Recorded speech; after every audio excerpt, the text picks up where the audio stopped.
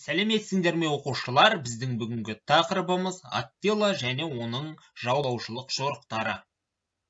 Сабақтың мақсаты Қазақстан территориясындағы алғашқы мемлекеттік бірлестіктердің көрші елдермен қарым-қатынасын анықтау.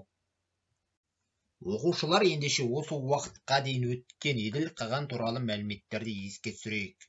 434 және 445 жылдарға дейін ағасы Бледамен бірге мемлекетті қатар басқарды. 445-453 жылдары ғұн мемлекетін жалғыз өзі басқарды. 441 жылы Византияға қарсы жорыққа шықты. 442 жылы Дунайдың оңтүстігін басып алды. 446-447 жылдары Византияның Балқан аймағын басып алды. 451 жылы Галлияға басып кірді. 452 жылы Италияның солтүстігіне шабуыл жасады. 453 жылы аландарға тұтқиылдан шабуыл жасады. Еділ Қаған 453 жылы белгісіз жағдайда қайтыс болды.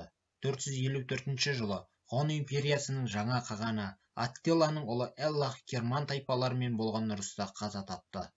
Осы ұрыстан кейін ұлы империя ыдырай бастайды.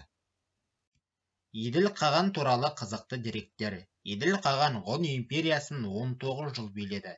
Герман тайпасының Нибелунгтар туралы жыр атты эпосының басты кейіпкері Еділ Қаған. Италиялық композитор Зуппе Верди 1846 жылы Еділ Қаған туралы Аттила атты опера жазды. Оқу тапсырмасы.